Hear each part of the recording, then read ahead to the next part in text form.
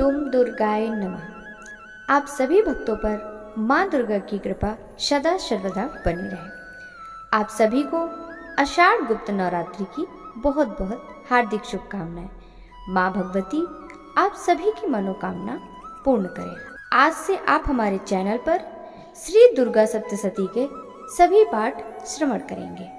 इसके अलावा श्री दुर्गा कवच, अर्गला स्तोत्रम, कीलक स्तोत्रम, 10 महाविद्या के स्वरूपों का वर्णन, माँ भगवती के 9 स्वरूपों का वर्णन, महाविद्या के प्राकट्य की कथा, सभी प्रकार के बीजाक्षर मंत्र, आरती, दुर्गा चालीसा, व्रत कथा, कलश स्थापना शुभ मुहूर्त, पूजा विधि, अष्टमी नवमी कन्या पूजन विधि, अष्टमी नवमी पूजन विधि इत्यादि सभी प्रकार की वीडियो पहले से हमारे चैनल पर अपलोडेड है।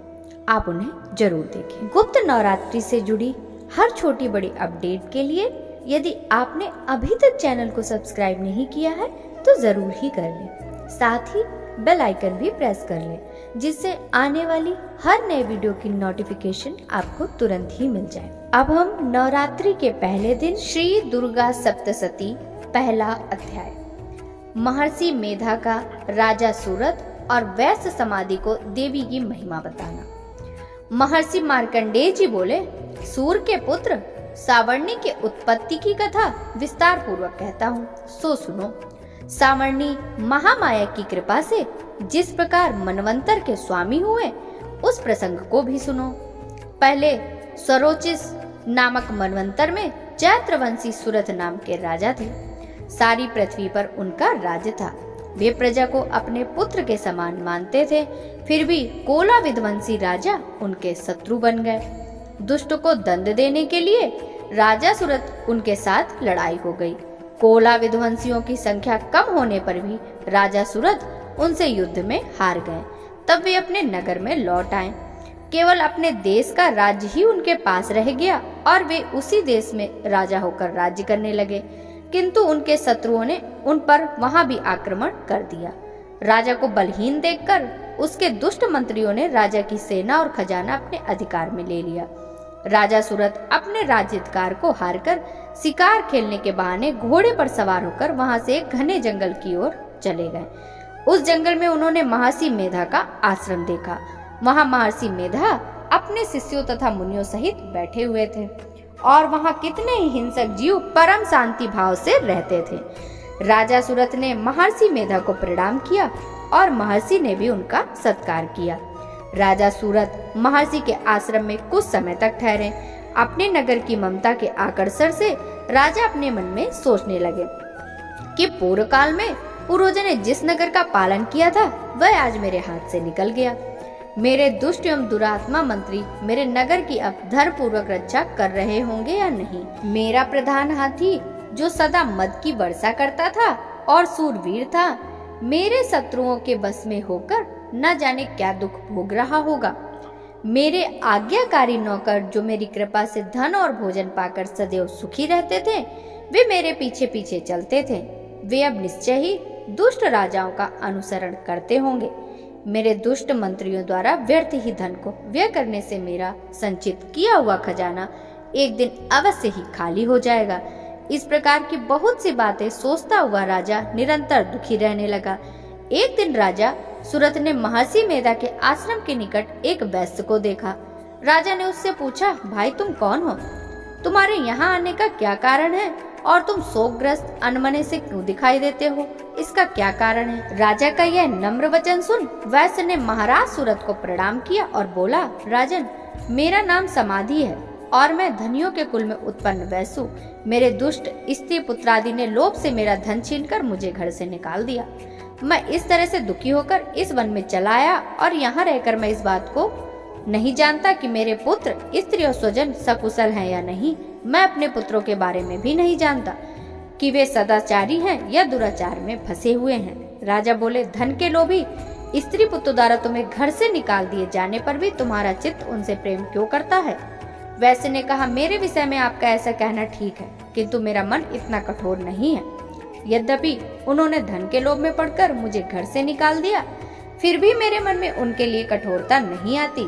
हे महामते, मेरा मन फिर भी उनमें क्यों फंस रहा? इस बात को जानता हुआ मैं नहीं जान पा रहा। मेरा चित्त उनके लिए दुखी है। उन लोगों में प्रेम नाम को भी नहीं है, फिर भी ऐसे निःस्नेहियों के लिए मेरा हृदय कठोर नहीं होता।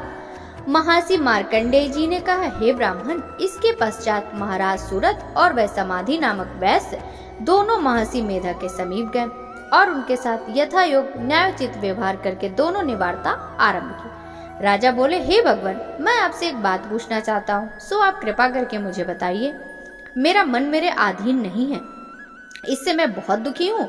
राज्य और धनादि की चिंता अभी तक मुझ में बनी हुई है और मेरी यह ममता अज्ञानियों की तरह बढ़ती ही जा रही है। यह समाधि नामक वैश्य भी अपने घर से अपमानित होकर आया है। इसके स्वजनों ने इसे त्याग दिया। स्वजनों द्वारा त्याग दिए जाने पर भी यह उनसे हार्दिक प्रेम रखता है। इस तरह हम दोनों ही दुखी हैं। हे महाभाग, उन लोगों के अवगुणों को देखकर भी हम दोनों के उनके मन में ममता जनित आकर्षण उत्पन्न हो रहा है। हमारे ज्ञानी होते हुए भी ऐसा क्यों है? अज्ञानी मनुष्यों की तरह हम दोनों में मूढ़ता क्यों है? महर्षि मेध ने कहा, विषय मार्ग का ज्ञान अभी जंतुओं को है। सभी के लिए विषय अलग अलग होते हैं। कुछ प्राणी दिन में नहीं देखते तो कुछ रात को, परंतु कुछ जीव ऐसे भी हैं जो दिन तथा रात दोनों में देख सकते हैं। यह सत्य है कि मनुष्यों में ज्ञान प्रधान है, किंतु केवल मनुष्य ही ज्ञानी नहीं होता। पशु पक्षी आदि भी ज्ञान रखते हैं। जैसे ये पशु पक्षी ज्ञानी हैं, वैसे ही मनुष्यों का ज्ञान है, और जो ज्ञान मनुष्यों में है वही पक्षियों में है, तथा अन्य बातें भी दोनों में एक ही जैसी पाई जाती हैं। इन पक्षियों की ओर देखो, ज्ञान होने पर भी ये स्वयं भूख से पीड़ित होते हुए भी अपने बच्चों की चोंच में कितने प्रेम से अन्न के दाने डाल रहे हैं। हे राजन, ऐसा ही प्रेम मनुष्यों में अपनी संतान के प्रति होता है। लोभ के कारण अपने उपकार का बदला पाने के लिए मनुष्य पुत्रों की इच्छा करते हैं और इस प्रकार के मोह के गर्त में गिरते हैं। भगवान श्री हरि की जो माया है, उसी से संसार मोहित हो रहा है। इसमें आश्चर्य की कोई बात नहीं है। यह भगवान विष्णु की योग निद्रा है। यह माया ही है जिसके कारण संसार मोह में जकड़ा हुआ है।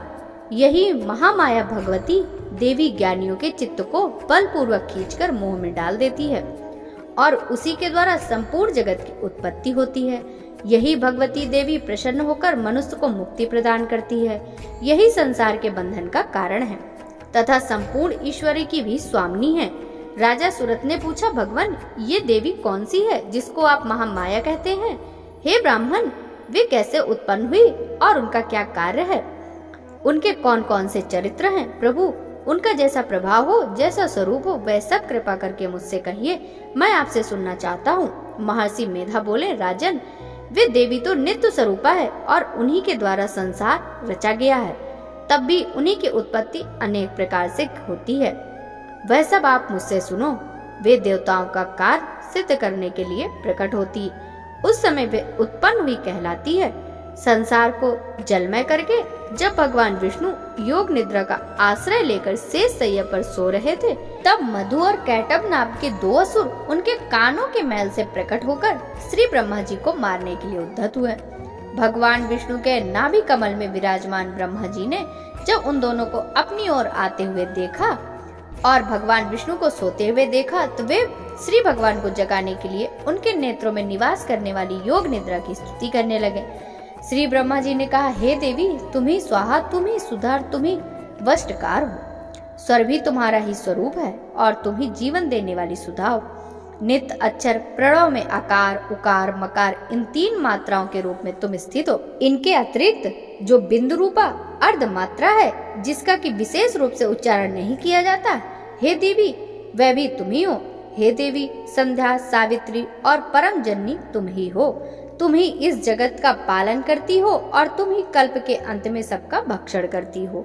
हे देवी, जगत की उत्पत्ति के समय तुम सृष्टि रूपा हो, पालन काल में स्थित रूपा हो और कल्प के अंत में संहार रूप धारण कर लेती हो। तुम ही महाविद्या, महामाया, महामेधा, महास्मृति, महामोह रूपा, महादेवी तथा महासुरी हो। भयंकर काल रात्रि, महारात्रि और मोह रात्रि भी तुम ही हो। श्री ईश्वरी और बोध स्वरूपा बुद्धि भी तुम ही हो। लज्जा, पुष्टि, तुष्टि, शांति और क्षमा भी तुम ही हो। तुम खड़ग धारणी, सूल धारणी, घोर रूपा तथा गदा, शंख, चक्र और धनुष धारण करने वाली हो। बाण, भुसुंडी और परिख, ये सब तुम्हारे अस्त्र हैं। तुम सौम्य और सौम्यतर हो। इतना ही नहीं, जितनी भी सौम्य तथा सुंदर वस्तुएं इस संसार में हैं, उन सबसे बढ़कर सुंदर तुम हो। पर और अपर सबसे परे रहने वाली परमेश्वरी तुम ही हो। हे सर्वस्व रूपी देवी, जो सत असत पदार्थ हैं और उनमें जो शक्ति है वह तुम ही हो। ऐसी अवस्था में भला तुम्हारी स्तुति क्या हो सकती है? इस संसार की सृष्टि, पालन और संहार करने वाले जो भगवान, उनको भी जब तुमने निंद्रा के वशीभूत कर दिया, तो फिर तुम्हारी स्तुति कौन कर सकता है? मुझे भगवान विष्णु तथा भगवान शंकर को शरीर धारण कराने वाली तुम ही हो। तुम्हारी स्तुति करने की शक्ति किसमें है? हे देवी, तुम तो अपने इन उदार प्रभाव से ही प्रशंसित हो। मधु और कैटभ जो भयंकर असुर हैं, इनको मुंह में डाल दो और श्री हरि भगवान विष्णु को भी जल्दी जगा दो तथा उनमें इनको मार डालने की बुद्धि भी उत्पन्न कर दो। महर्षि मेधा बोले, हे राजन, जब ब्रह्मा जी ने देवी से इस प्रकार स्तुति करके भगवान को जगाते तथा मधु कैटभ को मारने के लिए कहा, तो वे भगवान श्री विष्णु के नेत्र, मुख, नासिका, बाहु, हृदय और वक्ष स्थल से निकलकर श्री ब्रह्मा जी के सामने खड़ी हो गई। उनके ऐसा करते ही भगवान श्री हरि तुरंत जाग उठे और उन्होंने दोनों असुरों को देखा जो अत्यंत बलवान तथा पराक्रमी थे। वे क्रोध से जिनके नेत्र लाल हो रहे थे और जो ब्रह्मा जी का वध करने के लिए उद्धत थे, तब क्रुद्ध हो उन दोनों दुरात्मा असुरों के साथ भगवान श्री हरि पूरे 5000 वर्ष तक लड़ते रहे। एक तो वे अत्यंत बलवान तथा पराक्रमी थे, दूसरे महामाया ने भी उन्हें मुंह में डाल रखा था। अतः वे भगवान विष्णु से कहने लगे कि हम दोनों तुम्हारी वीरता से अत्यंत प्रसन्न हैं। तुम हमसे कोई वर मांगो। भगवान ने कहा, यदि तुम मुझ पर प्रसन्न हो तो अब तुम मेरे हाथों से मर जाओ। बस इतना ही वर मैं तुमसे मांगता हूँ। महर्षि मेधा बोले, इस प्रकार जब वे धोखे में आ गए और अपने चारों ओर जल ही जल देखा, तो भगवान श्री हरि से बोले, जहाँ पर जल ना हो, सूखी जमीन हो, उसी जगह हमारा वध कीजिए। महर्षि मेधा कहते हैं, तथास्तु कहकर भगवान श्री हरि ने उन दोनों को अपनी जांघ पर लिटाकर उन दोनों के सिर काट डाले। इस तरह से यह देवी श्री ब्रह्मा जी के स्तुति करने पर प्रकट हुई थी। अब तुमसे उनके प्रभाव का वर्णन करता हूँ, सुनो। नवरात्रि के दूसरे दिन हम श्री दुर्गा सप्तशती के दूसरे अध्याय व तीसरे अध्याय का पाठ करेंगे।